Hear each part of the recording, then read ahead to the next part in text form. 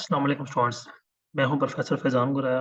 आज हम बात करेंगे एमजीटी 503 के जो जीडीपी सॉल्यूशन आया है उसके बारे में। जीडीपी क्वेश्चन में उसने 2 सिनेरियोज़ हमें दिए हैं। एक में उसने कहा है कि सारा एक फाइनेंशियल एनालिस्ट है, वो कंपनी में जॉब करती है और उसने 2 इन्वेस्टमेंट के लिए 2 प्रोस्पेक्टिव लिए, उनको जज किया और उनमें से एक को सिलेक्ट कर लिया, ठीक है? दूसरे में उसने सिनेरियो में उसने दिया है कि मंक कोट एक शेफ़ है, वो एक थाई रेस्टोरेंट ओपन करता है और उसने डिसाइड किया कि वो कोई नई डिशेज़ आने वाले सीज़न में इन्वेंट करेगा, रवायती डिशेज़ के बजाय। उसने कई तरह की ड्राइंग्स, शेप्स उनसे ना आइडियाज़ लिए और अपने फूड को, अपने मील को सिर्फ़ मील ही नहीं बल्कि एक वर्क ऑफ आर्ट के तौर पर प्रेज़ेंट करने की कोशिश की। ये 2 कह लें कि डिसीजंस थे। अब वो सवाल उसका ये है कि डिसीजन मेकिंग स्टाइल्स के मुताबिक आप ये असेस करें कि इन दोनों के डिसीजंस किस तरह के। अब ये कई तरह के स्टाइल्स होते हैं डिसीजन मेकिंग के, जिसमें हमारे पास आता है एनालिटिकल डिसीजन मेकिंग होता है, इंट्यूटिव डिसीजन मेकिंग होता है, बिहेवियरल डिसीजन मेकिंग है, रैशनल डिसीजन मेकिंग है, ऑटोक्रेटिक है, यानी कई डिसीजन मेकिंग स्टाइल्स। अब यहाँ पे वो पूछ रहा है कि ये इन दोनों क्या है?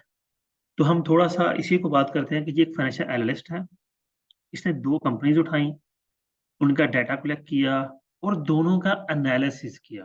उनको एनालाइज़ किया, उनके प्रोस एंड कॉन्स देखे, उनकी उसने यानी कि अकाउंट्स भी चेक किए, सारा कुछ चेक किया उस कंपनी की, मार्केट में रेपो चेक की, दोनों कंपनीज़ की। उन सारे एनालिसिस करने के बाद जो उसने रिज़ल्ट्स निकाले, उन रिज़ल्ट्स के बाद उसने डिसाइड किया कि किसमें इन्वेस्टमेंट करनी चाहिए।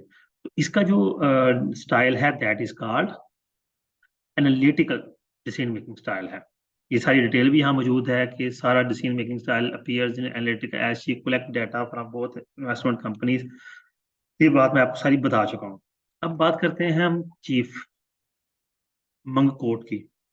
इसने एक थाई रेस्टोरेंट ओपन किया। अब ये अपनी स्किल्स की बेस पर चल रहा है, अपनी इंट्यूशन, अपनी गट फीलिंग की बेस पर चल रहा है। इसने उस एरिये को ऑब्ज़र्व किया। इसने देखा कि लोग नई चीज़ें हो सकता है इसने ऑब्ज़र्व किया कि लोग नई चीज़ें पसंद कर रहे हैं। क्विक डिफरेंट स लोग चाहते हैं। ये सारा इसने किसी से पूछा नहीं, सिर्फ़ इसने ऑब्ज़र्व किया। शायद लोगों से मुलाकात करके, उनसे बातचीत करके इसने ये चीज़ ऑब्ज़र्व की और फिर इसने डिसाइड किया कि मैं लोगों को एक नया वर्क ऑफ आर्ट दूँगा, इसकी बजाय कि मैं उनको रवायती डिशेज़ के बारे में लेके चलूँ। अब देखें वो कोई मार्केट एनालिसिस की तरफ नहीं जा रहा, कोई मशवरों की तरफ नहीं जा रहा, कोई डाटा कलेक्शन की तरफ नहीं जा रहा, उसने कुछ ऐसा नहीं किया। Just he use his gut feeling, he use his intuition and that is a, decision making style intuitive decision making style.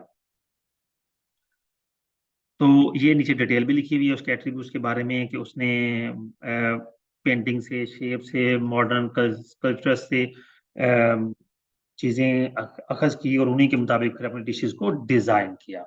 ठीक हो गया स्टूडेंट्स? उम्मीद करता हूँ आपको इन दोनों सिनेरियोज़ की समझ आ गई होगी और आप इनकी डिसीमिंग स्टाइल भी एक्सप्लेन कर सकते हैं और ये एक्सप्लेनेशन जो है आपसे गुज़ारिश है कॉपी पेस्ट बिल्कुल ना कीजिएगा। आपने इसको अपने अल्फ़ाज़ में लिखना है। उम्मीद करता हूँ ये आपके लिए बेनिफिशियल होगा। वीडियो पसंद आई हो तो लाइक कीजिएगा, चैनल को सब्सक्राइब ज़रूर कीजिएगा क्योंकि आपकी सब्सक्रिप्शन हमारे लिए मोटिवेशन का बायस होती है। अपना बहुत सा ख़्याल रखिएगा। अल्लाह हाफ़िज़।